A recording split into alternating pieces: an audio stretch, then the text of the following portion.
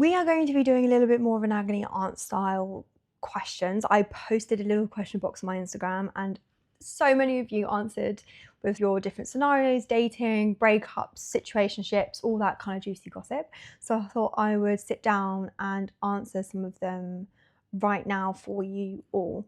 If you guys relate to any of these questions, give it a like. If you've got any questions that you want to ask me, comment them below, because I feel like I want to make this into a fun little series, like maybe every month sit down, answer all the questions and do something a little bit more personalized on here. But nevertheless, let's jump in. The first question is, I always seem to fall for men who are hot and cold. The moment a genuinely nice guy shows interest in me, I feel nothing. What is wrong with me? There's nothing actually wrong with you, my love. This is a very, very common subconscious nervous system activation scenario. First of all, what I would recommend is actually go and click the link up here about emotionally unavailable men and why you keep attracting them. I deep dive so much more into that video, but to give you a really short answer, it means that your relationship with your father or your parents when you were younger was very hot and cold and very dependent on how you were when you were a child, whether you had to be the good girl, whether you had to prove yourself at school. The reason why you feel nothing when a nice guy shows up is because they aren't activating that nervous system response. So I actually say give these nice guys, or the boring guys, a little bit more of a chance. You don't have to fall in love with them, you don't have to date them, but being around more secure people that you see as boring is actually going to help you so much more to mirror that energy that's actually meant to make you feel safe and secure. I'm a massive people pleaser and I can't say no to anyone. End up resenting people but then feel guilty for feeling resentful. How do I break this cycle? People pleasing is a very, very common pattern that I see in women, especially women that fall a little bit more on the anxious attachment style, because there's a wound that you need to get acceptance from other people externally, right? When you're in a relationship or when you're a people pleaser, you're doing and you're performing things and being in a certain way because then that person will accept you, then that person will want to be friends with you. The big mindset shift for me when it came to people pleasing is you are manipulating. You're not a people pleaser, you are a manipulator, because you're manipulating and distorting somebody's perception of you.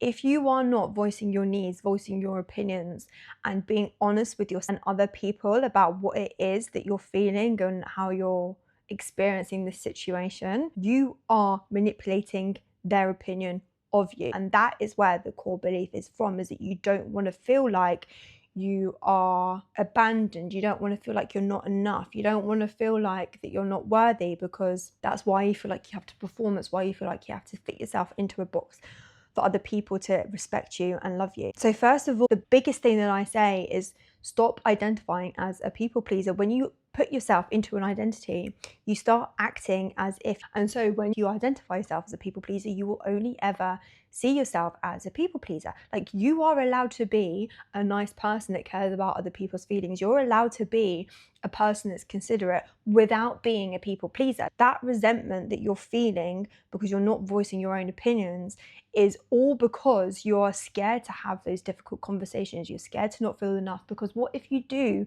voice your opinion to that person and they then do pull away? It has been 6 months since my breakup and everyone keeps telling me I should be over it by now. Why does it still hurt so much, and am I normal? First of all, who the fuck are these people telling you that you should be over it by now? They don't know the situation that you're in. They're not in your mind, they're not in your body, they weren't in your relationship to know truly what it is that you've been going through. Don't judge yourself. Don't place any kind of like expectation on your own timeline or where you should be at this point. Everyone's timeline is so different and it makes me so fucking emotional, and it's hard when I hear women thinking that they're falling behind or they're not enough because their female friends are making them feel that way. Like, please hear it from me. I think one of the big things is detaching yourself away from him, detaching away from the relationship, because when we're still hung up, we're still caught up on somebody, we feel like we can't move on. When you forgive yourself for staying in a relationship for too long and forgive yourself for all the things that you've told yourself mentally about what this relationship and the breakup has meant about you, you can then step into your power, and that's where you have self-acceptance. Just stop judging yourself and stop listening to other people that aren't in your situation. Sending my love. Another one. My ex reached out after 2 months of no contact saying he misses me. I still have feelings for him, but he was emotionally unavailable the whole relationship. What do I do? The feelings that you're feeling for him aren't actual feelings for him. It is you still like emotionally hooked on this person because you were using them to regulate your own emotions. Ignore it. If you want to respond, just say thanks. But I would personally just block. Thank you, next, go Ariana Grande on that shit, because you know he's emotionally unavailable. So why would you accept that? You know who you're becoming. You don't fucking settle down here when you're going up there. Do you know what I mean? I've been seeing someone for 4 months, and every time I bring up the conversation on what we are, he changes the subject. I really like him, but I don't know if I'm wasting my time. What do I do? This has happened so many times. This has happened to me, girl. I feel you so bad.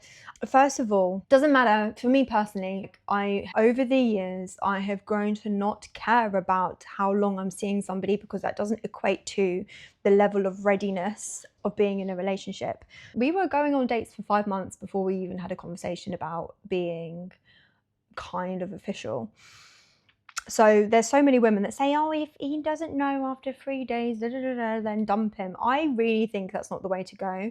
I think where a lot of women and men and people that are in relationships tend to go wrong is that they rush that dating process, because it's almost like an interview process. The selection process is so important. And I like to see the person I'm dating in so many different scenarios and situations to see how they handle them, because then I can figure out whether this person is suitable for me or not. Like, I know who I am and I know what my standards are, I know what my boundaries are, and you need to work out what your values are, what your standards are, because if for one of your core values is somebody that's able to have conversations with you, somebody that's able to be in their masculine and take control and have direction, and somebody that is honest about how they're feeling, if this person is incapable of sitting down and having a conversation with you about what you are and set a standard, I think that in itself is a message. It's not even about the action, it's the inaction. The fact that he isn't even stepping forward and stepping up, is that in alignment with the type of person you want to be dating?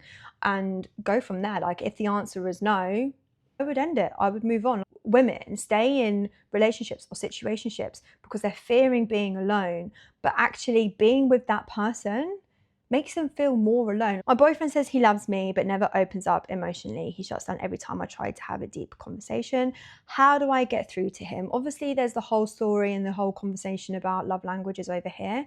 He can love you, but just because he's not talking to you about things doesn't mean that he doesn't love you, okay? He can be doing lots of different ways to show that he loves you. So start recognizing whether he is, I don't know, acts of service. He might not be the words of affirmations like you seem to be because you want to have a deep conversation, but does he give you things? Does he spend quality time with you? One of the key things that I always look for when I'm dating is somebody that's emotionally aware, somebody that can sit down and have a conversation about anything.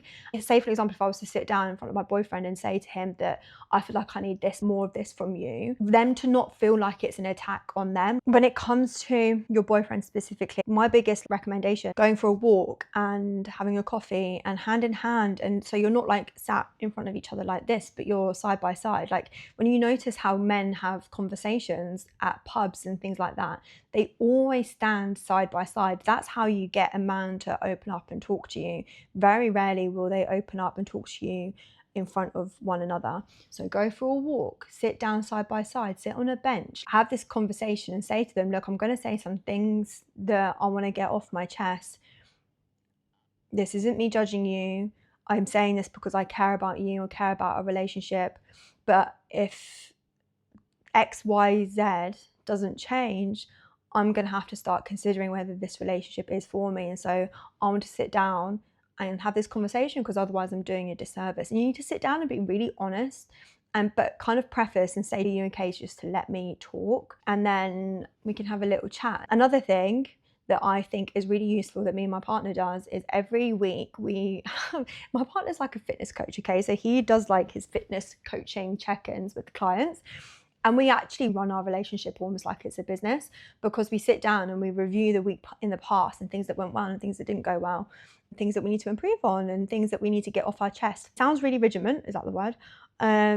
But what that does is it creates a space where we delegate for us to talk about things. And it means it's not just like, oh my God, when is she going to pull up on me on the next thing? And I'm preparing myself mentally for the conversation. It's a place for you to just sit down, get honest, get raw, get real, just check in with yourselves and speak about these things. Slowly but surely, you'll see that he opens up and he'll crack open. You're ready to have a deeper conversation. I think also for you, it's like, what part of you, what is it you're hoping to achieve from that deep conversation? I'm literally rambling so much now.